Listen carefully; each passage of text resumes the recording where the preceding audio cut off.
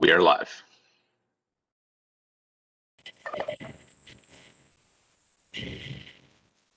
Hi. Good afternoon, and thank you for joining us today for this Lunchtime Tech Talk webinar. Today's Tech Talk is one of a series sponsored by the NJDOT Bureau of Research that include webinars, Lunchtime Tech Talk, and other events. Tech Talks are meant to share and promote the implementation of research and innovative practices and the transfer of knowledge among NJDOT staff and others within New Jersey's transportation industry. Today's Tech Talk features 3 research studies that we were not able to include in the virtual NJDOT Research Showcase last October. The showcase has always served as an opportunity for the New Jersey transportation community to learn about the broad scope of academic research initiatives underway in our state. So we're lucky today to feature 3 distinct and important projects. The 3 projects presented today examine various issues in transportation. You'll hear about the vulnerability of our surface transportation to climate change, the impacts of lighting on work zone safety, and policies that regulate overweight trucks in New Jersey. Today, we will hear 3 presentations: Quantifying Impacts of Disruptive Precipitation to Surface Transportation by Raif, Bucar, Lighting, Visual Guidance, and Age by Dr. John Bullough, and an analysis of overweight truck permit policy in New Jersey by Dr. Hani Nassif. Each speaker will speak for about 25 minutes about their research, and then we'll have about 5 minutes for questions and answers immediately afterwards. Now, with that out of the way, I'd like to introduce our moderator today, Omid Sarmad. Omid is a member of the Technology Transfer Team and the Local Technical Assistance Team. Omid will handle the introductions and moderate the question and answers. Thank you all for coming, and I hope you enjoy the presentation. All right, thank you, Amanda, and welcome everybody to today's Tech Talk. Before we get started, I just want to do a little housekeeping first so everybody knows how to use this platform. To submit a question, please use the bottom right chat box marked Q&A. Please submit all questions to the host. We're going to take each question and answer session after each individual speaker. Professional development credits or AICP maintenance credits are available if you stay for the full session. Your name must be included among those who registered today. Please also complete a feedback form that should pop up after the event. And we're going to be aiming to end at around 1:30 today, so we're going to try to keep to that time. And with that, we're going to turn over to our first speaker. Raif Bucar is a 3rd-year engineering management PhD student currently conducting research on surface transportation vulnerability to flood events. Having attained a bachelor's degree in mechanical engineering from the Universidad Federal de Ceará in 2014, he was awarded the Fulbright Science Without Borders Scholarship to pursue a master's degree in engineering management at Stevens Institute of Technology. After finishing his degree at SIT in 2016, he returned to Brazil and served as an assistant professor at UFC until 2018, when he returned to SIT for his PhD. Raif, turning it over to you. Well, Miss, thank you very much for that for that introduction. I'm going to be sharing my slides now so I can begin the presentation. Okay. So are you able to see my title slide? We are. All right. So once again, I'm Raif Bucar, 3rd-year PhD student.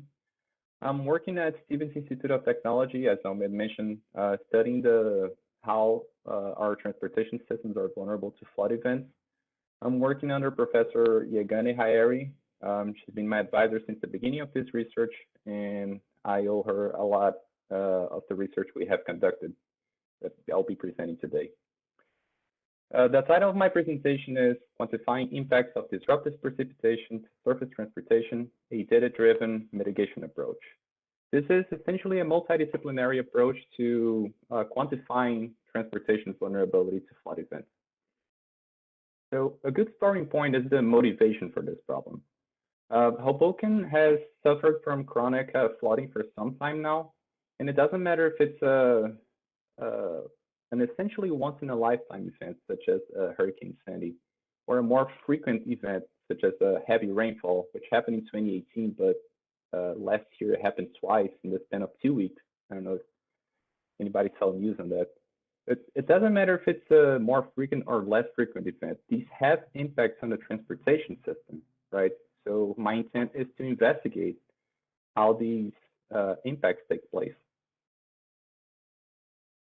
So defining a little bit of the research gaps here, one of the things that I noticed reading the literature about transportation vulnerability is that there are very few studies that actually investigate the impact of flood events, right? Here are some examples of them. And I can say that the majority of them actually focus on less frequent events, such as a 100-year flood, right? That's the case for Suarez and Piatkova, which I'm mentioning here. I'll get a little bit more in detail on that point in a minute. The second gap that I have noticed is that not a lot of these studies actually incorporate the elements that lead to this flood vulnerability, right? Especially because a lot of them do not lie into the transportation system itself. It lies in the surrounding environment. So one example of this that we can cite is the terrain and the drainage features around those streets, right? If we have poor drainage and a poor drainage system, we are going to have more vulnerability to flooding. So extending a little bit more on the frequency of these events. This is a map of the 100 and 500-year flood maps that are provided by FEMA. One of the things that we can notice is that if these events actually happen in Hoboken, the mayor might as well just ask the citizens to seek shelter in higher ground, right? And ask for all of the transportation personnel to help in evacuation procedures. There's no point in trying to maintain operations in such a scenario, right? So that limits the usefulness of investigating operations under these specific events, but that's not the case for rainstorms. We tend to happen every year. The second point is with respect to incorporating other elements. Elevation is one of them. If we actually compare these two maps, we can see that elevation plays a huge role in defining what are the areas that are more vulnerable to these flood events, right? So that's something that I will be addressing as well. How did we proceed about quantifying these impacts? We investigated two categories of metrics. The first ones are the mobility metrics, right? The ones that are going to help define how efficient we can use our system. The two metrics were vehicle miles traveled and vehicle hours traveled. These are aggregated for the whole system, but we normalize these results for the number of trips completed. And the reason that we do that is that as more areas become flooded, some trips are not going to be started. And just looking at the global metric, we might see a limit or a decrease of this VNT and VHD, right? Which doesn't mean that our transportation is becoming more efficient. Quite the contrary. A lot of these trips are actually longer than they were before. The second category of metrics is the trips completed. We're going to be investigating how many trips are expected to be lost for each one of these events. So how did we proceed about calculating each one of these? Well, we started by gathering data on flood events from the report made available by the NJDP, right? It contemplated all of the infrastructure that was planned until that year, right? And then we investigated the impacts of 5 levels of rainfall, right, which are indicated as the 5, 10, 25, 50, and 100-year storm. And for 2 levels of tide, right, low tide and high tide. And the difference between these two is that under high tide events, the Hudson River is expected to cover the outfalls of the city, right? So that means that the only way to eject rainwater and sewage is by using wet weather pumps, right? So that's the difference between the two. So we can see these inundation maps. What we did here is that we removed all of the links that were crossing this flooded area, and we performed transportation simulations, right? There were some additional adjustments that we had to do, but I'm not going to have time to go over them today. So after performing this transportation simulation, we were able to not only observe how traffic patterns might change throughout the city, but also we were able to calculate the global metrics that we mentioned. These are the ones shown here on the upper left quadrant. After we aggregated this data for all of the scenarios we investigated, this is what's being shown here in this figure. So just explaining a little bit, on the y-axis, we can see the metrics themselves. On the x-axis, we can see the storm magnitude. That's the amount of rainfall that happened in the system. In blue, it's the low tide events, and in red, that's the high tide events, right? And we put some error bars to indicate the level of effect that the amount of traffic is going to have on the results. And we did this by observing traffic counts data for the city and see how much of that deviates over the course of a day in the city. So we can already start seeing some patterns emerging here. The first one is that by looking at trips completed, we can see that besides this major drop that happens in the beginning, that metric actually decreases constantly with more intense events. So looking at the area flooded piece of data, that's how many acres are flooded in the city. We can see that there is a very clear trend between these two metrics. Actually, if we run correlation analysis, we find a negative 0.869 correlation coefficient. This indicates that there is a very strong indication that these two metrics are correlated, right? With the increase in flooded area, we're going to see a decrease in how many trips can actually be completed. So this means that if we are to maintain accessibility during this event, we have to try to minimize the area that becomes flooded as a consequence. The mobility metrics, they have a somewhat different type of behavior. We can see that they actually increase in steps, right? The first step occurs between, the first step occurs between the undisrupted and the 5-year events. And the second step, it occurs between the 5 and 10-year events for high tide and between the 10 and 25-year events for the low tide, which is the second step that we can see. Now, what is happening that's leading to these steps? Each one of these steps is caused by loss of connectivity to one of the city exits, right? The first step is the loss to the southwest exit of the city. And the second step is caused by the loss of the south exit of the city. So imagine that you're a driver trying to leave from the center of Hoboken and trying to go to Newport, let's say. You need to exit the city through the south. If that's not available, you're going to have to go all the way around the city to reach your destination. That is why we see that increase in the distance and the length of these trips. So after publishing that paper, right, that was all containing the first publication that we had as part of my PhD. After doing that, I started asking myself, why do we see so much flooding in specific regions of the city, right? And one of the trends that I noticed is that the lowest lying areas are also the ones most vulnerable to flooding. So I wanted to investigate whether we can actually use this as useful information for transportation purposes, right? Making this a multidisciplinary approach.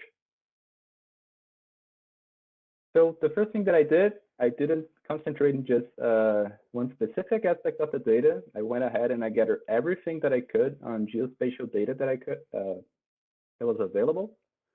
The first category of data that I analyzed was the land cover and topography. So we saw not only the elevation, but also the slope, right? That's the inclination of the land that's surrounding the transportation network, and the level of imperviousness. That's how much of the area is covered by impervious surfaces. right? Because the more impervious the area, the less water is going to pass through to the ground, right? And that increases the toll on the drainage system. The second category of data that I analyzed was the drainage system features. I got the sewage system of Hoboken, and I crossed that with the transportation network. The first data that I analyzed is the size of the pipe that's connected to the manhole at the street that we're evaluating, right? The lowest the area, the cross-sectional area of this pipe, the less fluid is going to be able to pass through the pipe, and also the higher friction we're going to see for that. So that could have a negative impact on drainage. And the second piece of data is the pipe distance to the closest outflow pump. Hoboken uses a combined sewage overflow system. And that means that the sewage is going to flow by gravity, and it's going to have to be pumped out of the system in case it's, I'm sorry. So that means that the city has outfalls. That's how the sewage exits the system during rainfall events. And these outfalls are located by the river on the Hudson River, by the east side of Hoboken, right? So I wanted to investigate whether the distance of these pipes could also influence the drainage. So how did we proceed about cross-referencing this data? We gathered all of the data sets and we crossed it with the transportation network. And we did this for all of the pieces of data that we were analyzing.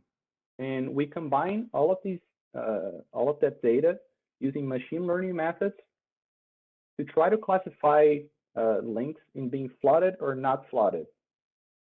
And this is what we're seeing here. The more reddish the color, the higher the probability that it's a flooded link. Whereas the more bluish the color, the less likely it is to be flooded. So afterwards, we use each one of these maps and we try to improve a routing suggestion that we would give to a driver that tries to get to a specific spot on the network, right? And we did this by using a reinforcement learning framework. Essentially, we got a computational agent and we allow him to be driving around the network trying to get to the destination for, I don't know, 10,000, 20,000 iterations, right? And after each try, he got a better estimate of how long he would take to get to the final destination, right? This is something that we see here. And also for every link that it tried to traverse that was flooded, it got penalized for that. So that encouraged the driver to try to get less flood risky areas. As we analyze these link values, if we try to maximize the value of each link, we're going to have an optimal link sequence. So essentially, this is telling the driver, if you are in this specific place, move here. And this is what we see here on the right. This is what we use to come up with better suggestions for drivers for driving under these flooded areas. Delving a little bit deeper now on what are the results that we got. We started by running a correlation analysis. And the first thing that we noticed is that the attributes are more correlated with flood risk are first elevation, then the slope, and in third place, it was the pipe distance to the outfalls, right? And also, after taking a little bit deeper look into this correlation matrix, for those of you that are more familiar with this, we run this analysis so we don't use inputs that are too correlated with each other. One of the things that we noticed is that this pipe distance is also correlated with the elevation. And how this translates to the data that we have in our network. This means that the lowest lying areas of the city are also the farthest ones from the outfalls, which are located by the Hudson River, as I mentioned. Right, so we have this combination of factors that lead to flood vulnerability happening at once in Hoboken, and that could explain why we see so many chronic floods happening in these areas of the city. So going back now to the flood prediction probabilities that we showed before, we can see a pattern of flood vulnerability starting for less intense impacts on the south and southwest ends of the city, right? And this pattern, it tends to propagate to the east side for more intense events. And this happens because two of the most strongest predictors that we found, right, the two factors more related to flooding, they're both present on these areas. Right, so these are the first ones to become flooded on these events. In fact, if we look at the parameters that were used for this machine learning model, we can see that the model predicted elevation as being the most important predictor, followed by the slope and the pipe distance to the outfall. So this indicates that these three factors can be used to predict flood risk. This is useful information that we can use, for example, if we need to anticipate flooded roads and we want to close these roads or ask drivers to avoid them before they actually become flooded. So the second part of this project was to provide better routes for these drivers. And whenever we talk about better, we need to come up with some metric to define it. The two metrics that we use are first the path shortness. We want the path to be short. And the second is the path reliability. We want them to be reliable. We don't want drivers to drive into flooded roads. And we compared 4 different algorithms. The first one is what we call the omniscient shortest path. This is essentially the best path that you would have available, and it serves for comparisons with how well your model is performing, right? There's no way that we could actually have an algorithm that works so efficiently in a flood disruption setting. The second class of algorithms that we tested was the naive shortest path. This is your general navigation map. For example, Google Maps, if you input your destination, it's going to give you a route. And if you deviate from it, it's going to recalculate that route until you reach your destination, right? So let's say that you run into a flooded road, you're going to deviate and it's going to recalculate until you get there. The third class of algorithms does something similar, but instead of trying to minimize the path length, it maximizes the reliability. So it sends you to the most reliable path, right? The path that's least likely to flood. This is useful. However, it tends to give out a very long path as a result. So it might not be as efficient. And the fourth algorithm that we're going to be investigating is our algorithm, which tries to balance reliability and shortness by maximizing the value on the path. We tested these algorithms, and one of the trends that we noticed is that there are 2 types of behavior, right? For low flood risk regions, we can see that all of the algorithms are going to perform well in terms of finding a path to the destination, although most reliable paths are going to have longer trips, right? And the naive shortest path and the highest value path both are going to be somewhat comparable in terms of path length. However, when we look at high flood risk regions, this is where our algorithm actually starts to shine, because naive shortest path algorithms, they are going to reroute many times, and they're also going to lead you into dead ends, right? You might reach places where you cannot get to your destination because you're all surrounded by flooding. This is something that our algorithm is able to evade, right? Which is shown by the higher success rate and the comparable path length in here. So after conducting these 2 projects, the conclusions that I reached from this work is that first, flood events have the potential to cause system-wide disruption for these transportation systems by impacting both mobility and accessibility. We showed this in the first part of this presentation. Now, these impacts can be estimated using traffic simulation techniques as long as they're adapted to a disruptive setting. And these results, they serve to guide flood resilient transportation planning, right? So we found ways to improve the transportation system based on, during these flood events, based on the results of this research. The second part is that a city's particular characteristics influence its vulnerability to flooding. Such vulnerability, it spills over to the transportation system, right? So that's also something we need to be accounting for. Flood risk can be predicted using statistical analysis or machine learning, and the resulting information can guide flood advisories and assist drivers in navigating flood-prone areas or canceling trips altogether. There might be a chance that it's actually better to cancel the trip if you can, instead of trying to pull them through. The future directions for this work, they include first trying to relax some of the assumptions for traffic simulation. The assumption that we use is called the static deterministic user equilibrium assumption. That's one of the first models that were available in traffic simulation, but they're still used until today.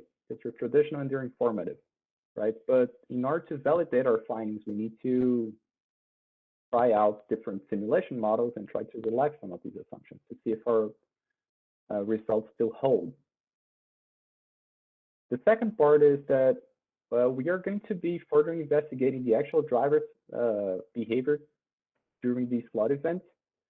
And specifically, we're going to be investigating whether they have prior knowledge of these of flood risk, right? If they know and if they can anticipate where are the flooded areas, and how they respond to new flood risk information. So if I showed him a map, for example, how would he adapt to a flood risk map?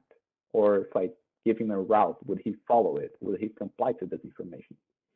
Those are things that we're analyzing the next steps of this research. And this concludes my presentation. I would like to open for questions at this moment. Here is my contact information. If you'd like to reach me out via email or phone, feel free to contact me outside of this webinar as well. All right, thank you very much, Raif. That was very fascinating. We have a couple of questions in the chat pod, the first of which came earlier in your presentation. You said that there's not as much research regarding rainfall-induced flooding. Why do you think that is, and do you think additional research would shift the information any one way or another? Well, as for why there's not so much information, that's a good question. I'm going to start by saying that one of the trends that I have been noticing over the past is that there is some resistance to using interdisciplinary approaches to these problems. So that could be one explanation of why there are not so many. There's not so much work published in the area. If we do need more research on this, I think we do, especially if we just make empiric observations. If we drive around during heavy rainfall, we can see that causes nuisance flooding, right? Mm-hmm. Those are dangers that could be posed to drivers, and it's definitely something that we should be investigating. Very good.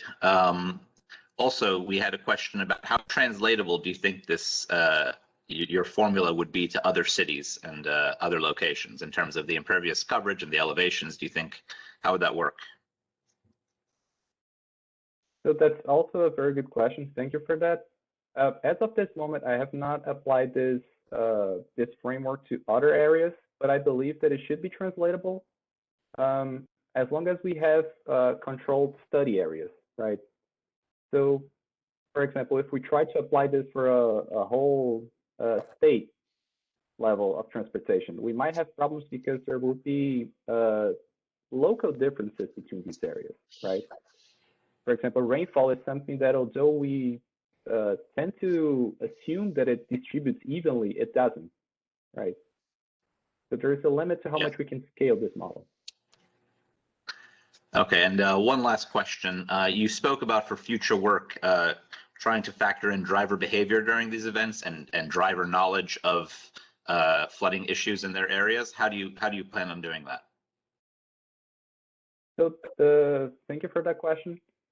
The next steps of this research, we're planning on doing either surveys or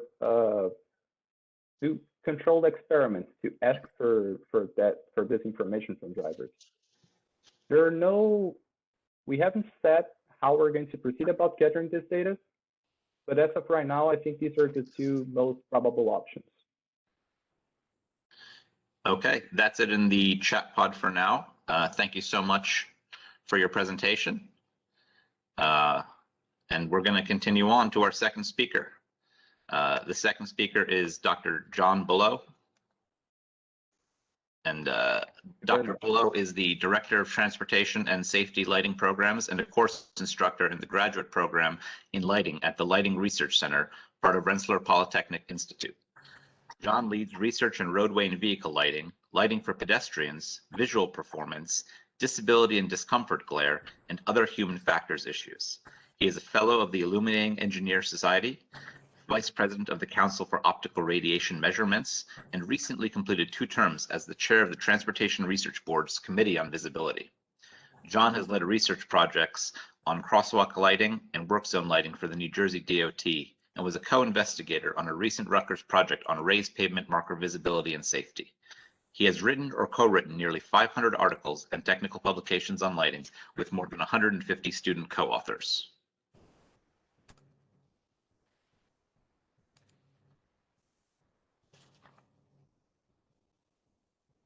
All good to go? Looks good. Great.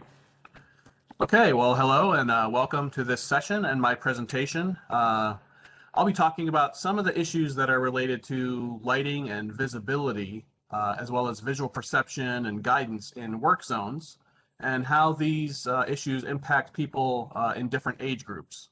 As we heard, I'm from the Lighting Research Center, which is part of Rensselaer Polytechnic Institute in Troy.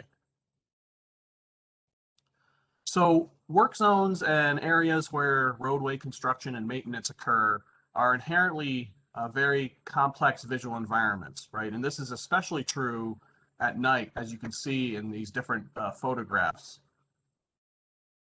And among the different issues that are involved with nighttime lighting and visual information in work zones are the difficulties in providing task illumination and light for driving and navigating through the work area. And this is especially challenging to do without creating a large amount of glare, both to people working in the work zone, the workers, and to drivers who are trying to make their way through. And many of us have experienced that when we see these bright light towers that are often used in work zones. And because of the temporary nature of these kinds of locations, you know, the layouts of the lighting, the markings and the signs and equipment where they're located as well are often, you know, more haphazard and more random than we might find on a conventional highway or a freeway at night, which is very well engineered, and that can lead to visual chaos. And again, to no small extent, you know, all these problems are often exacerbated, made worse for people who are older. Now, one of the tools in our toolbox for assessing the impact of lighting on task performance is what we're calling the Relative Visual Performance, or RVP model. So you're going to hear me say RVP a lot in this presentation. This model basically provides an estimate of the relative speed and accuracy of visual processing as a function of factors like the overall light level, the contrast between an object and its immediate background, and the size of an object. So these are all the things that can make something more or less visible. As we'll see, we'll talk a little bit about how visual performance is also impacted by the age of the person who's doing the viewing as well. Now, RVP is a relative unitless quantity ranging from a value of 0 at the threshold of visibility, when an object can just be identified, up to a value of 1 or even higher than 1. And that value of 1 represents an arbitrary condition, or sort of a reference condition that represents excellent visibility. So, for example, if you're reading large laser printed text on white paper under office lighting levels, that's going to be very close to an RVP of 1, highly visible. Now, the chart on this slide on the right shows RVP values for one particular object size And it's as a function of light level or luminance along the left horizontal axis and contrast, again, between the object and the background on the right horizontal axis. And what we see is that RVP values follow a plateau and escarpment or a cliff kind of function. So for many combinations of light level and contrast, a given object can be seen very quickly and accurately, which puts us on that plateau. So RVP is related to that speed of visual processing. When RVP is greater than 0.8 or 0.9, basically we're as good as for terms of response time and accuracy as we're ever going to be. Once we're on that plateau, we can increase the light levels even higher. We can make things larger or add more contrast. It's not necessarily going to help us see things more quickly. But if either or both of those factors, like light level and contrast, are low enough, we get to the point where an object can quickly go from being visible to invisible along that cliff or escarpment part with even just a small change in light level or contrast or size. Now this next chart, really series of charts, just shows the RVP surfaces for 4 different object sizes. So the smallest object on the upper left of that chart and a larger object corresponding to things like reading headlines of a newspaper, for example, on the bottom. And what you can see is that a large object doesn't need as much light level or contrast to be highly visible as something that's very small. Now I mentioned about age, and one of the ways that age influences visual performance, the primary way actually, is through optical changes in the eye as we grow older. The pupil size in our eyes gets smaller as we age, and the lenses inside our eyes actually thicken and become yellower and more tinted over time, almost like we're adding a thicker pair of dark sunglasses day by day over many, many decades. And the combination of these effects means that by the time we're 50 years old, we only have about half the amount of light reaching the photoreceptors in the retina at the back of our eye than we did when we were 20 years old. And so the RVP model also takes into account these age-related effects. So we can imagine several kinds of visual tasks ranging in size from small ones, like viewing a small keyhole, to large ones like viewing another vehicle on the road. And these objects can also range in contrast from very low, when there's a dark object on the relatively dark pavement surface, for example, or high contrast, like white painted pavement markings on fresh new asphalt would have a very high contrast. And the light level also can change from values of less than 1 lux, which is really not much higher than, say, moonlight provides, up to several hundred lux, which is typical of what we might find in our indoor office environments. Usually between 300 and 500 lux is what our office light levels are. And also, directly underneath one of these portable light towers, you can often find levels of several hundred lux underneath those towers as well. And for comparison, we're going to focus on some examples with different observer ages. So for people in their around 20 years old or 60 years old as the different age groups that we're going to look at.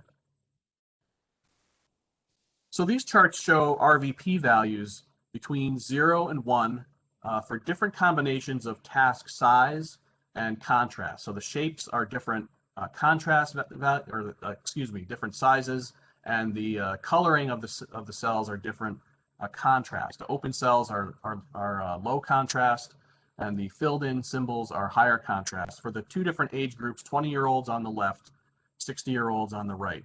And the curves show that same kind of plateau and escarpment pattern we talked about earlier.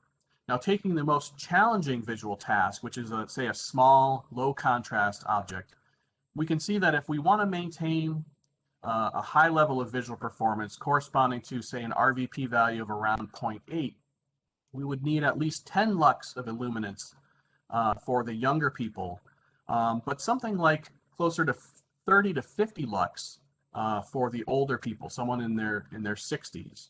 Now, if we could guarantee that all tasks were large and high contrast, obviously we would need much less light.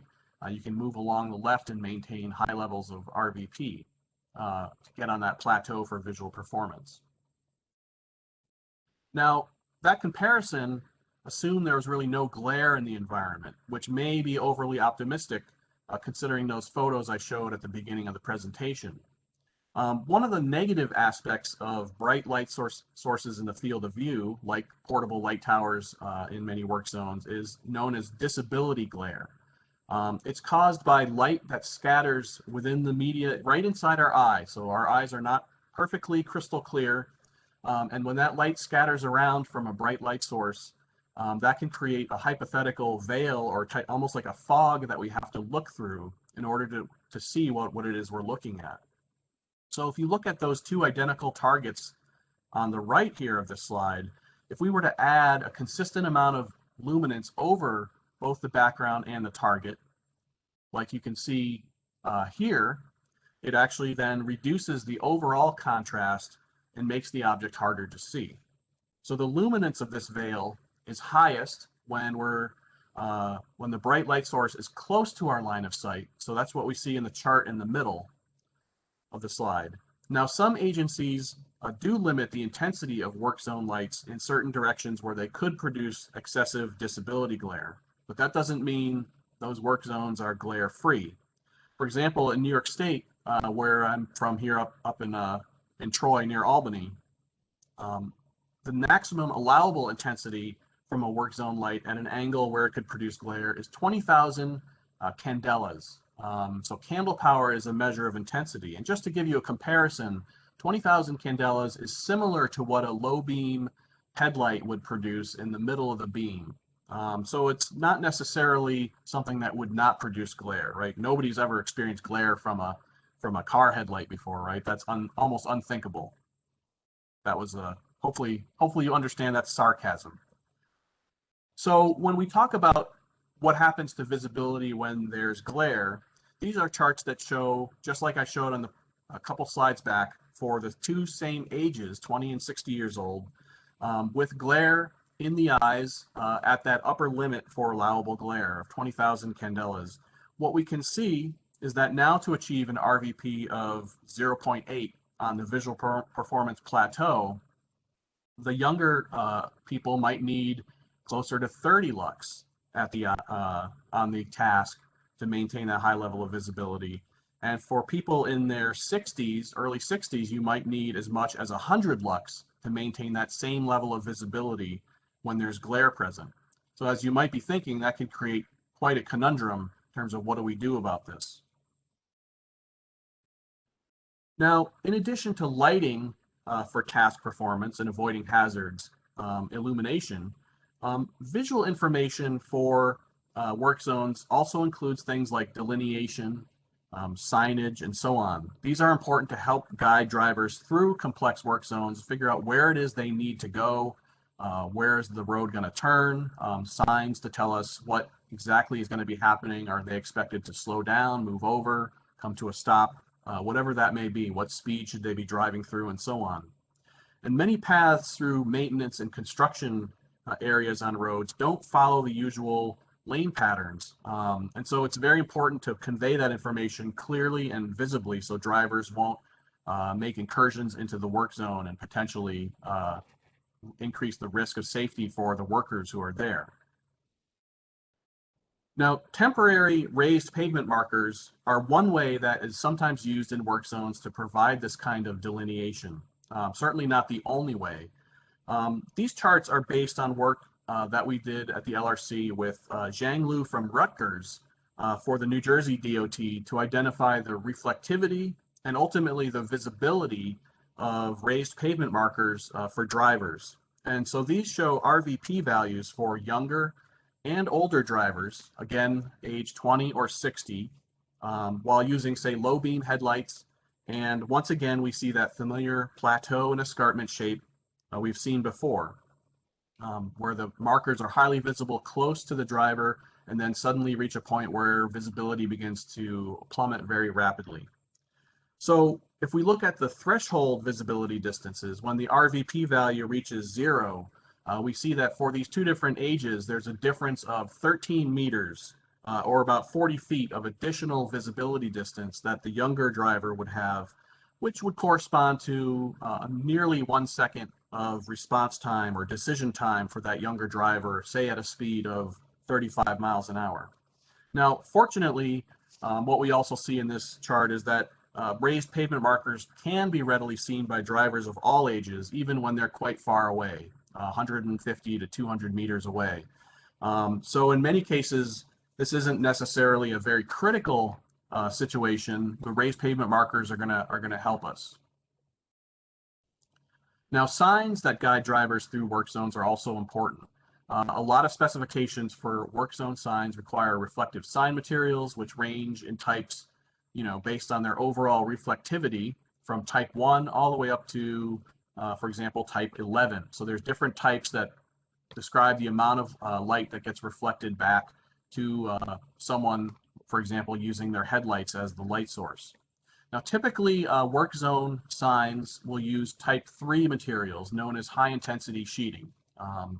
And we've developed a calculation spreadsheet tool that actually allows us to calculate how bright and how visible signs can be when they're using different retroreflective materials, when they have different colors and different sizes of the letters on those signs.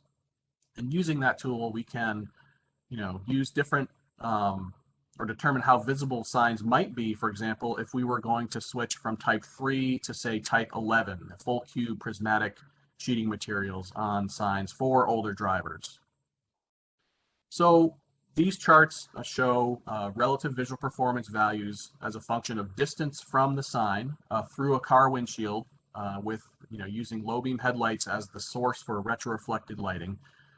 And for 60-year-old drivers, we're looking at signs with 8-inch letters using either, again, type 3 on the left or type 11 on the right sign sheeting materials. And what we see is for type close to the signs, for all the types, the visual performance is very high. We can see that for the type 3 signs, the visibility begins to fall below a value of 0.8 at about a distance of 400 feet. Interestingly, depending on the type of material, type 3 signs do have a somewhat of a broad retroreflective angle, and they can maintain a fairly constant level of brightness even over a range of distances. You see it kind of dips down and then goes back up at 600 feet. Whereas the type 11 material maintains that high visibility all the way out to, say, 600 feet. So that gives you, 200 additional feet of distance at being able to see and read a particular sign that may be giving you some instructions. It may give you more time to prepare what a driver is doing as they're approaching a work zone. Now, the third type of lighting or visual information I'm going to be talking about is really, and one that specifically can impact older people more than younger adults, is the visual chaos that bright flashing lights can produce. So the simulated nighttime scene that's here just shows a random array of bright flashing lights, but very little information. In other words, it tells you something's here, something's going on. It doesn't give you any information about, well, do I need to slow down? Do I need to move over? Is this a tree that's in the road? A power line maybe fell? Maybe there's a sinkhole in the road. At any rate, it just kind of tells us something's happening, but it doesn't help us really make a decision about what it is we need to do, and may make it difficult to see people who are working in this somewhat chaotic environment. Now, of course, flashing lights have to be bright enough to be visible during these challenging situations, and daytime viewing conditions are among the most challenging for seeing a flashing light on a vehicle. But the lights shouldn't be too bright, whether it's daytime or nighttime, that they actually can obscure the visibility of things we need to see. So that little target that looks like a sideways letter C is one of the types of targets that we can use to assess visibility and the impacts of glare on visibility. Now, presently, most standards for flashing warning lights have minimum intensity requirements for how bright they need to be visible, but they don't necessarily always have maximum limits, which would control for when they might be actually too bright. And certainly as new technologies like LEDs have continued to evolve, they use less and less power on the truck itself, and so there's a temptation to often use more and brighter lights on the truck. And so we're often seeing this increase in overall brightness from these kinds of flashing lights. Now, in a nighttime situation, like you can see here, glare from the same intensity potentially is much worse at obscuring what's in the visual scene. So, you know, that's especially true for objects that are close to the line of sight when we're looking near that truck. Now, for objects farther from the flashing light, like you can see another similar target with looking like a backwards C to the right-hand edge of my screen here, you can see that the glare might not affect visibility too much if you're not too close to the line of sight.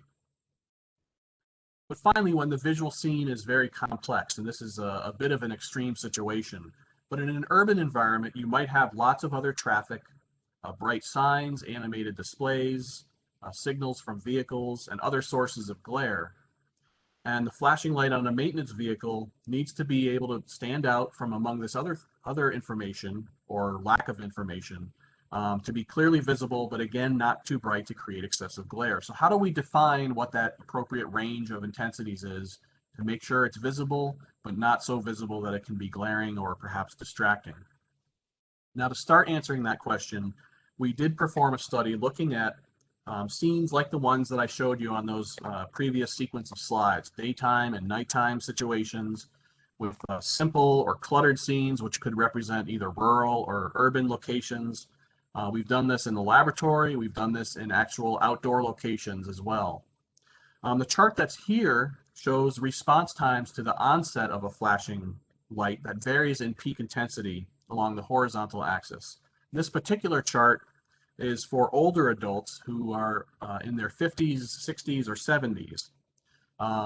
And so they had longer response times than younger adults who were in their 20s up to the age of 30. And in this chart, again, this is for daytime viewing conditions when the background is going to be very bright, and for urban conditions when there's a lot of visual clutter in the field of view, almost like a worst case scenario. What we see is that as you increase the peak intensity of that flashing light, the response time, how quickly it can be seen, goes down. We can see it more quickly, up to a point at about 750 candelas, where that light, making it any brighter, doesn't really increase our reaction time, or doesn't really decrease our reaction time much more than that. Interestingly, we see that for younger adults, the point at which the intensity stops, or the intensity is high enough for it to stop decreasing the reaction time, is actually only at about 250 candelas. So we see a difference in the amount of intensity older versus younger drivers might need to be able to see these lights rapidly. Now, the other side of the coin is this question of glare. When is the light too bright? Now here we're mainly interested in nighttime viewing conditions. That's when glare is going to be most problematic. So this chart also shows for our older observers in that study how visible objects like those letter C shaped targets that I showed were as a function of the flashing light's peak intensity. So using a similar logic, we can see how bright that light can become before objects in the scene start to become more difficult to see. And what we see is that for this sort of worst case scenario with the older participants in nighttime situations when there's a lot of other potential glare sources going on and the target is close to the line of sight, visibility seems to be okay up until an intensity of about 2,000 candelas for these observers. And then it starts to get worse pretty quickly. Now, the younger observers in this study, up to about 30 years old, could actually tolerate higher glare levels, up to about 3,000, over 3,000 candelas. But both of these types of studies, the reaction time studies I showed previously and this type of study on visibility under glare, can help us define a window of good performance. So we know that if the source is higher in intensity than 750 candelas, but lower than 2,000 candelas, it will be visible and not create excessive glare, at least under certain conditions, both for older and younger drivers.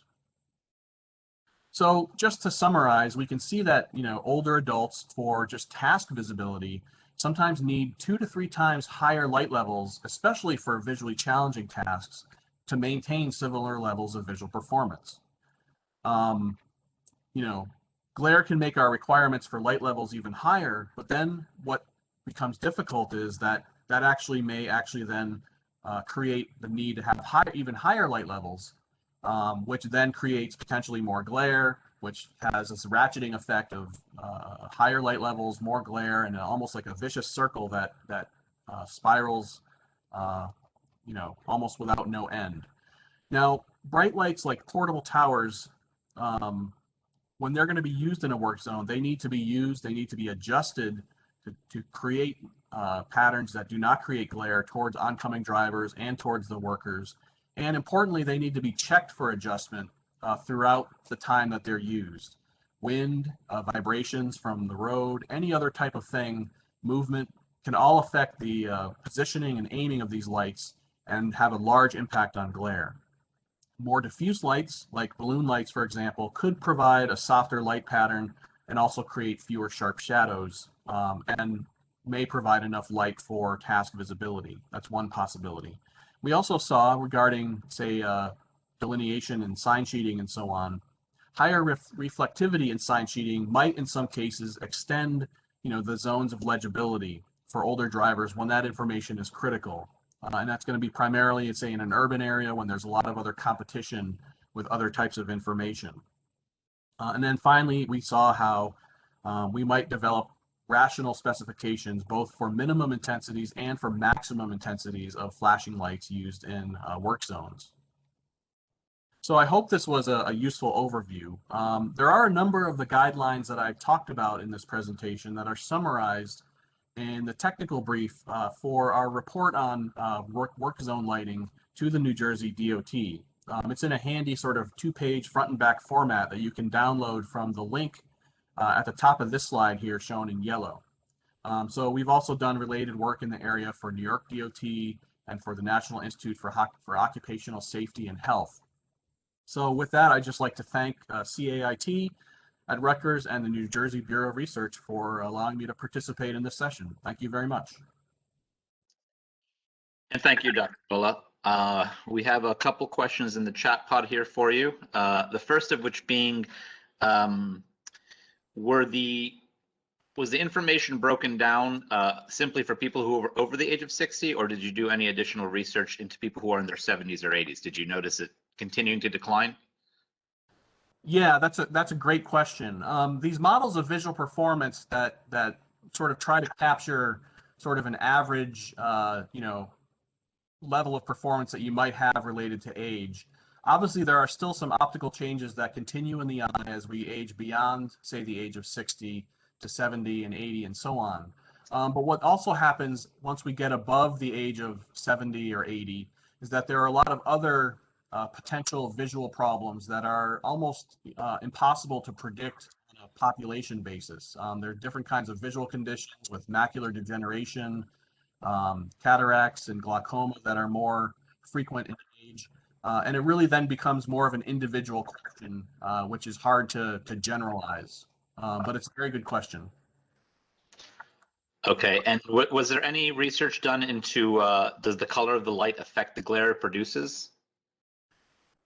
Yeah, it definitely can, but it depends on what we mean by glare. As it turns out, we've looked at also like red and blue lights that you might find on police vehicles, as well as the flashing lights on maintenance, highway maintenance trucks and so on.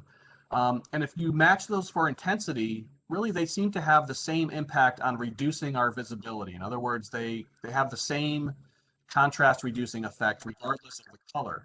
However, we find that people seem to be much more sensitive to the shorter wavelengths or the bluer colors when it comes to the amount of discomfort that they're going to feel. So they'll judge those bluer lights as much brighter and much more glaring. They'll feel more glaring, they'll cause more annoyance, possibly more distraction, even though they won't necessarily reduce our visibility any more than a red or yellow light of the same intensity. So depending on what we mean by glare, if it's that sensation of pain or annoyance, color matters a lot. If it's just reduction in visibility, it really comes down to just what's the candle power in candelas. Got it. And also, what were the overall differences you noticed in older driver visibility in rural versus urban areas? Did you find that they had more difficulty in urban areas because of the light pollution and distractions, or less? Yeah, it did seem like for everyone, including younger drivers, trying to find information amongst a lot of clutter or competing visual information is harder. But the effect seems to be larger for older drivers. So in other words, it might be something that's 20% longer for a younger driver, but it might be closer to 50 or 60% longer for the older driver. So it definitely seems to hit us harder as we get older. And what about eye recovery after the glare? Were there times studied for that? Yes, we actually have. We've looked at that in the context of headlight glare. It would certainly apply to work zone lighting. And we do find that, again, it can be anywhere from 50% higher to twice as long in terms of the amount of time it takes to recover and be able to see well on the road. So it might take 1 or 2 seconds for a young person to recover after they've been exposed to glare, but it might take 3 to 4 seconds for someone who's older to recover from the same light exposure. Okay, thank you very much. I believe that's it for the chat pod. We're going to move on to our third and final presentation, but thanks again, Dr. Bullough. My pleasure. Thank you. And our third presenter today is going to be Dr. Hani Nassif. Dr. Nassif is a professor at Rutgers, the State University of New Jersey, where he has established the Bridge Engineering Program. He is an associate director for C2 Smart, a Tier 1 US DOT center led by NYU. His expertise includes structural health monitoring, way in motion technology. Dr. Nassif has several years of practical experience in the area of structural design and construction. He is a fellow of the American Concrete Institute, also a member of the ASCE, TRB, IEEE, and serves as an editor for the Journal of Construction and Building Materials and an associate editor of the ASCE Journal of Bridge Engineering. Dr. Nassif has received several awards and honors, including a Lifetime Achievement Award from the NJACI Concrete Aggregate Association, AASHTO's Research Activities Committee Sweet 16 Project Award, and NJDOT's Research Implementation Awards in 2013 and 2017. He has received Educator of the Year awards from both ACECNJ and ASCE in the past. Dr. Nassif. Thank you very much, Hamid, for this introduction and for the invitation to you and David and Amanda to present the results of our project. As the title suggests, this project came out from a long number of years of study on working with the way in motion data, as well as trying to understand the cost, the damage cost that overweight trucks impose into the infrastructure. And then in 2013, 2014, the permit data became available online, not the actual weights, but the request for permits from the truck drivers. Those were as recorded online. So that gave us an opportunity to look at, specifically that population. And then the question became, what are the permit fees that are basically scheduled or a part of the policy of NJDOT? Do they allow the DOT to recover part or the all the costs that these trucks incur on the infrastructure? So before I go into my outline, I'd like to introduce my co-authors, mainly Professor Khan Osbey, who was at Rutgers and now is at NYU leading the effort. He's the director for C2 Smart, which we also, as the RIME group, is part of that. And also, I'd like to introduce my research associates, my colleagues, Dr. Chekogna Panglu, and Dr. Sami Demirolek, who just recently, moved to another position. The work has been really done in as I said, this is the last end part of the work. So I will just go over what we have done on the permit database, how we process the data, and also I will go slightly over the damage cost analysis, the methodology that was developed in a previous project, which was utilized in this permit project. Then I'll try to see where do we stand, where is New Jersey standing as far as other states in the country, and how the permit fees vary from one state to the other. And then we'll hopefully get to the conclusions and a few of the recommendations. So the main thing is, what we were looking at is, we all know that as mandated by federal government, that the interstate highway has to allow for trucks to be using that infrastructure. However, there are legal laws that they cannot be exceeding. Therefore, there's what we call a baseline as far as the damage that is expected to be done to these interstate highways, which is that the trucks have to be within their legal limits. The minute they want to move some indivisible load that can be more than 80,000 pounds, then they would have to request permits from the jurisdiction, which is mainly the state DOT in this case. And then the state will issue a permit with a certain route, with an origin and a destination, and also with a certain links, how the trucks should be going, either escorted or unescorted, depending on the type of request. So what we did in the previous studies is that we looked at the overweight trucks in general, and we used the weigh in motion sites that the DOT has installed over the last 20 years. They have more, at the time they had more than 84 sites. Not all of them, I mean, all of them were functioning, but the majority were working and producing data. And we tried, one of the studies that we did, we correlated the overweight intensity on different locations of the state with the damage that's been, that they cause on the infrastructure by looking at pavement, but also as bridges. Most of the traditional studies that have been done in the past, they were only focused on pavement, pavement being the majority of the cost damage. However, with the bridges, especially in the state of New Jersey, more than 50% are above their 50-year design life. The bridges now are becoming a big cost item over the last 20 years. Thus, we thought that the bridges need to be included in the cost analysis. So after we concluded that project, we had developed a cost models based on the previous work that Dr. Osby did in the cost functions with the New Jersey cost and pavement, and as well as together we worked on the bridge life cycle cost. So we were able to have these cost functions developed. And then we tried to answer a question that is the permit policy, are the fees that we induce into the permits, are they recouping, the revenues that we are recouping from that, do they come up to be close, covering part or the, as I said earlier, or the cost of the infrastructure. So that was the main question that we needed to answer in this project. And thus, based on the answers that we find, what are the recommendations that we could make to either, change the policy to be, as we see later on, what would be the policy that we need to be used.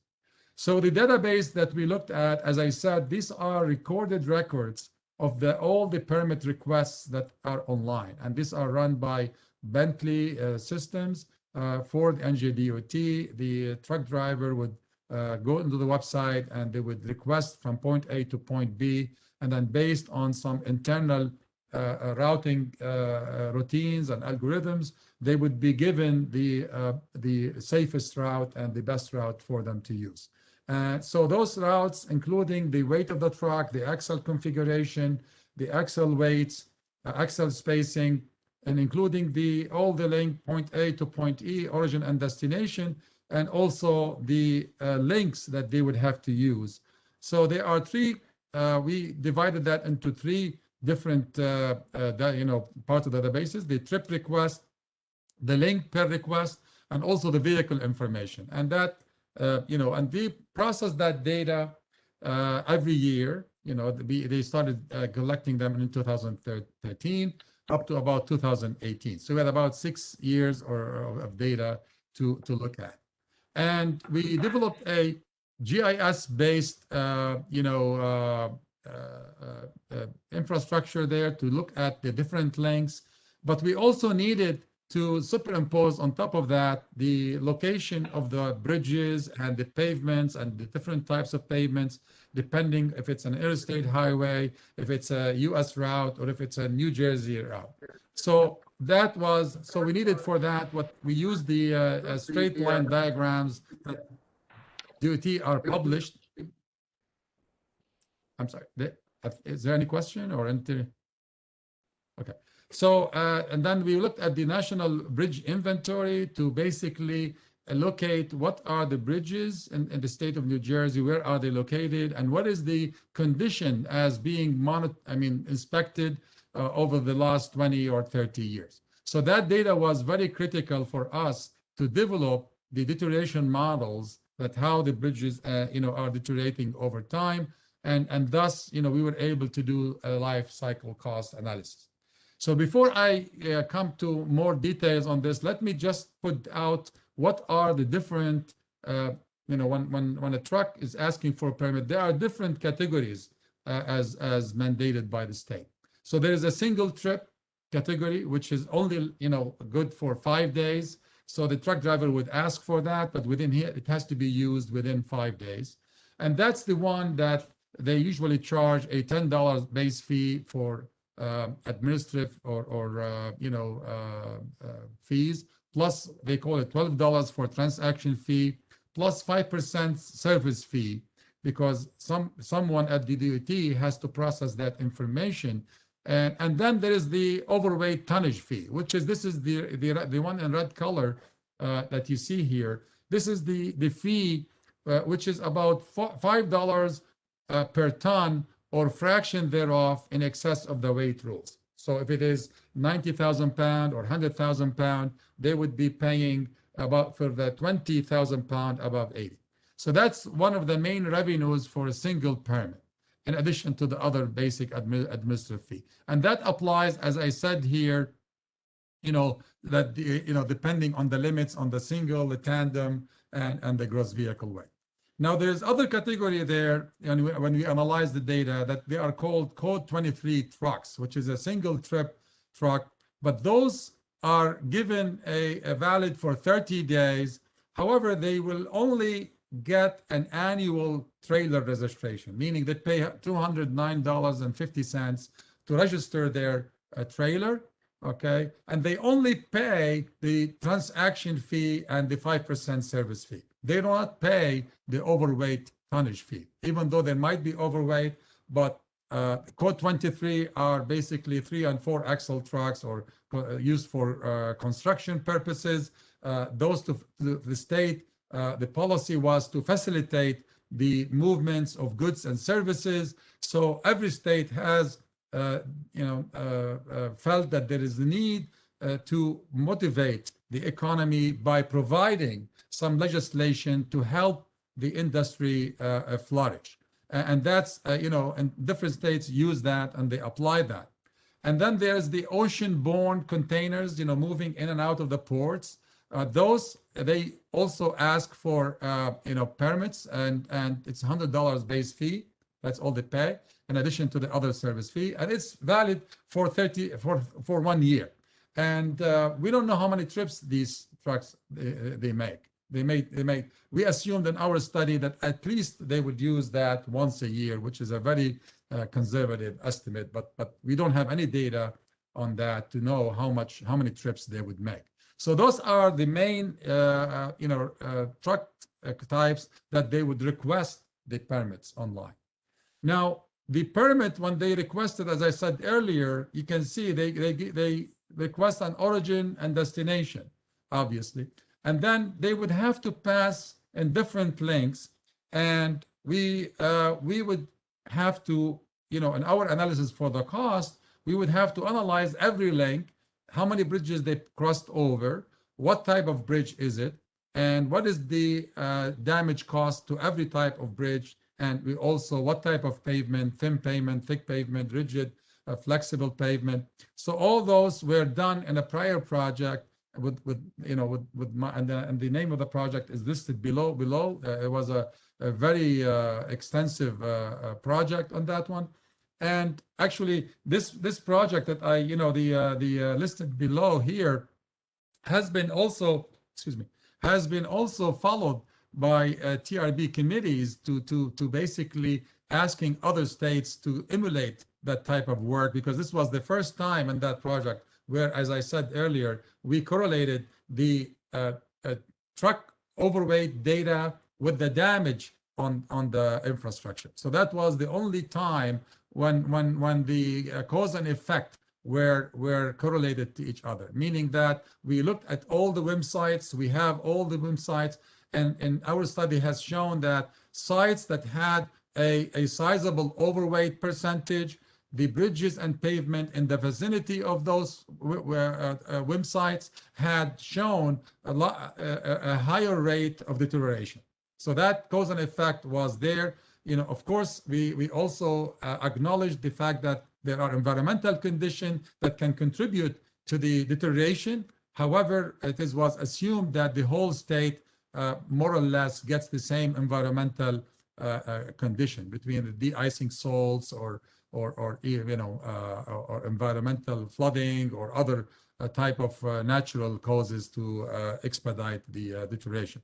So based on that, we were able to basically find out the total damage to be on this link, for example, if a permit going from point O to point D here, origin destination, we were able to estimate what would be the actual damage cost based on our models for the cost of bridges and the cost of pavement.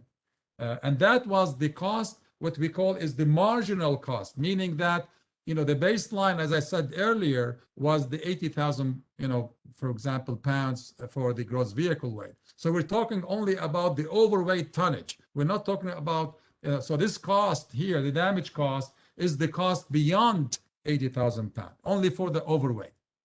And then to do that also, as I said in the previous project, we had to really find out all the types of bridges, because different bridges behave differently, from steel girders to pre-stressed girders to concrete deck, all kinds. So they have a different deterioration models, and we had to, in some cases, we had to also add to that whatever the inventory data has shown. We had to add that there are other modes, for example, fatigue. Some bridges, the overweight might not be high, but the ADTT, the number of trucks, might be very excessive, and therefore that might, provide additional damage to that. So that was quantified through our simulation models and using the AASHTO procedures to develop those type of things. Same thing with pavement. This is, as I said, this was part of our previous study. My colleague, Professor Hao Wang, developed the pavement deterioration models from the condition data in New Jersey on the pavement, but also from the WIM data. And we were able to come up with some relations about the eases. If you look at the statistics of the permit data, you can see that they're using the major highways. If you look at what are the top highways that are used, you can see here, the top 200 links that we're coming up all the time. It seems like going east-west, and in 78, 80, Route 80, and northeast 287 and 95, north-south, I mean. So that's obviously, but if you look at their general request, they are using all the highways in New Jersey. So they're a subset of all the overweight trucks that are running over the network in New Jersey. And from our previous study, we estimated that the number of permits, which is about 100,000 permits a year, those, because we have the links, we know where they're going. And when we compared them to all the WIM data every year, they came out to be about only 4% of the total overweight percentage, meaning that in some location you might have 8 to 10% overweight trucks. Out of those, only 4% are asking for permits. So that means 96% of the overweight trucks are running without any permits. And the only reason I wanted to show this is that notice that the average trip for a permit is about 50 miles. So they're not short hauls. These are, this is the average, and the average weight is about 120,000 pounds. And same thing with the easel, it's 8.5. So how is this has been used? Well, we took every year of data. We ran these, as I said earlier, we ran every permit with its length and with its weight. We ran it through our cost models, and we estimated what is the actual damage. And we calculated, as you see here, these are what the DOT has been able to collect. This is the total 100,000. About 23% of them is a single trip, okay, and 45% are single trip but oversized. They don't really are not overweight, but they're oversized, so they don't really cause much damage in this case. And then there are the code 23, okay, the vehicles that I mentioned earlier, and there's about 23% of them. So there's very similar to that percentage of the counterparts that are single trip and they're paying. And then the ocean-borne, they're about 4%. However, the number of trips is unknown. So based on that, this is the layout of this data from the permit. We ran them through our cost models, and you can see the pavement here. This is the damage, okay, and this is how many permit trucks are. But you can see from year to year it fluctuated, but it is going up most of the time. This is for the bridges also. You can see the trend is that every year and this is the cost, the monthly cost, average, and the total cost for each component almost per year. So we're spending about, there's about 1.7 million damage costs per year, from bridges, and about 2.8 million a year. So here's what if you split them up, this is the red color is the amount that the DOT is collecting. But if you combine the pavement and the bridge, it's going up, and it's almost twice as much as what we are collecting, meaning that the damage to bridges is about 40%, whereas the damage for the pavement is about 60% of the total damage. So here's the rundown. I'm going to do it quickly here. This is the rundown for the cost. And, we're talking about what we collect is about 2 million for a single trip. Okay. The damage they're causing is about 2.5 million, equivalent to that. So we are collecting about 80% of that damage cost. Okay. So that means the contribution of the state for those particular vehicle is about 20% to motivate the economy. However, the code 23, we don't collect anything, but they are causing damage about 2 million a year. So this is kind of the cost of damage for using the code 23 vehicle. Now we looked at, okay, what happens if you change the configuration? If you have an incentive to change the number of axles, ask them, instead of carrying them on 3-axle or 5-axle, what happens if they increase? So that means if they go to 6 axles, it's going by 60% almost, 40% less. So if you use permits with larger number of axles, from the point of view of pavement and from the point of view of bridges, there's a reduction in the cost.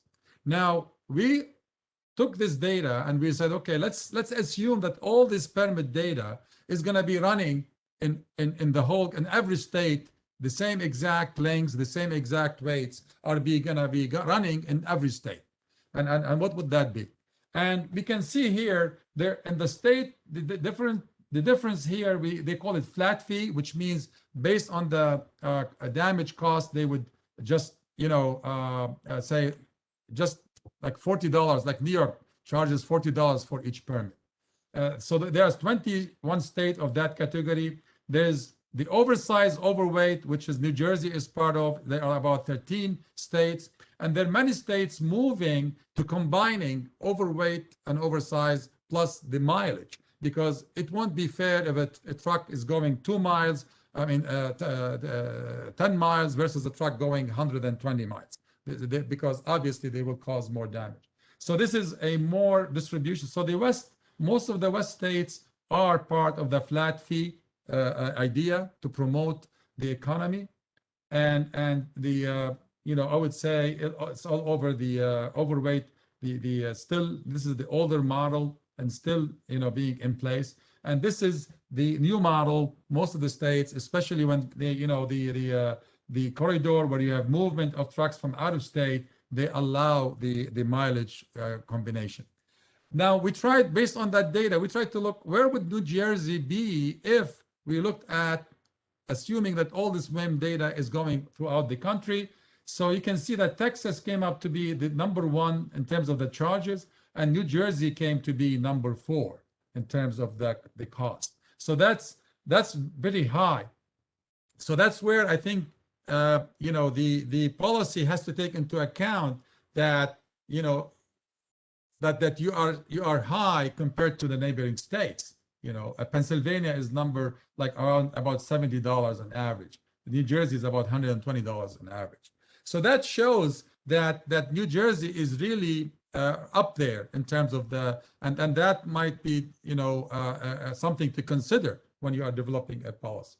So the options that we have is keep it as is, meaning just keep it going on based on the overweight tonnage, okay, or maybe make it more fair by adding mileage like what other states are doing, or just do it as a flat fee so that less administrative work, but however the ramification that you might be doing more damage without recouping the cost. So in conclusion, I think it wasn't a surprise to us that the state is not recovering. This is not the objective of the state to recover everything, the damage cost. However, there are some policies that perhaps need to be re-examined, and one of them is to try to have all the sectors of the society pay their share in terms of the damage to the infrastructure. So the Code 23, perhaps at a certain era, this would have been justified as a policy. However, there's a need to examine that now. In the economy moving away from brick and mortar and moving away to being a different types of infrastructure, perhaps we need to revisit that part. We need to give incentives for truck permits to be using more than 6 axles. That shows to be a reduction in the cost. As I said, New Jersey was the 4th largest, so there's not much room to increase in the revenue. So we need to think about other ways to make it more fair. We recommend that the Code 23 should start be paying their share. It's recommended that we give incentive, but I think we should move also up to the mileage part. And maybe we can find, and this was part of the project, but we didn't have enough funding to continue on that, is perhaps we could look at anything above the average mileage, 50 miles, that they would be also, charged money for, because they're especially those that go from the north to the south. So we need to look at different permit policies, and I believe this approach has shown that this could support the future policy changes in the state of New Jersey. With this, I would like to really thank the New Jersey DOT for their support, and I'll be more than happy to answer any questions. Thank you. Thank you so much, Dr. Nassif. I think you just touched on this on the end. So what would your recommendation be for regulating overweight trucks? Would you recommend a flat fee or a mileage-based fee? The flat fee has its advantages. However, I think with a state like New Jersey, I would recommend to go in the direction what neighboring states have done also, which is to include the mileage so that it will be a fair distribution of permit fees, meaning that the average trip is about 50 miles for a permit. So perhaps if it is, we can do it the same way we do with the overweight. If they go above 50 miles, perhaps for each mile, I think $1 per mile came out to be, recouping about 80% of what the damage cost was. So there are alternatives. I recommend that we move towards a combination of overweight and mileage, also like what the modern way of doing it, which makes sense in my opinion. Right. And did you consider the cost to increase compliance and payment of fees for overweight vehicles? I believe you said only a very small percentage of the overweight vehicles are actually obtaining permits. Yes, I think the other side of it, we're trying to work with the Trucking Association. We had a couple of workshops on that. C2 Smart, the center is really at their theme is to, we invited all the stakeholders. It was about 60, 70, from agencies and also the Trucking Association.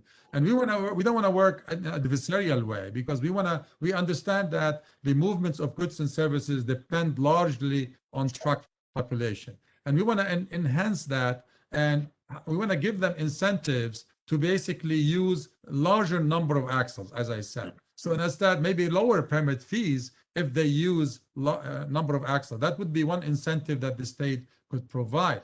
But to incentivize others who are not getting permits, there has to be a way for enforcement. I think the truck weight enforcement in every state is not really very efficient. I mean, it's like chasing cat and mouse. And thus, we are proposing, as we have a couple of projects in the C2 Smart, we are proposing what we refer to as autonomous enforcement, meaning using high accurate sensors on the road and making those weigh in motion stations as enforcement stations, meaning they would cite the truck for a ticket based on the accuracy, which is, by the way, we were able to get within 5%, which is very good enough to stand in court. So that, I think, make it more ubiquitous, the enforcement, and to help all those who are not getting permits to force them to come back and get permits and reduce the overweight trucks on bridges and pavements. So we need that kind of autonomous enforcement.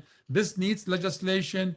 There's one under consideration now in the state of New York. There's a legislation to allow at least one site to be as an enforcement. So hopefully the New Jersey legislation could move also to help the permitting policy to one, it will generate more revenues, and then it will be an equal, equal footing for all the trucking industry, not only the short haul or the long haul as they distinguish themselves.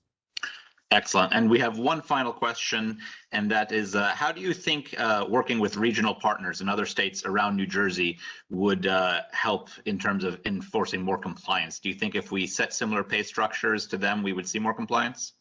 That's a very good question. There has been a regional effort, I think, Port Authority with they call it the GMAP, where they invited all the agencies and including neighboring states to harmonize the process for permitting,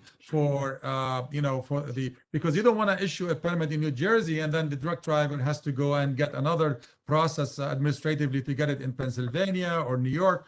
So if there is a regional effort, I think that would be probably the best way to go about this. Maybe starting from Connecticut all the way down to Delaware and Maryland. I think that would be a good, and there are some efforts, but I think the state, perhaps New Jersey and New York, can take the lead in trying to put the legislation forward to harmonize, these policies. So that will be helpful to the economy in all states.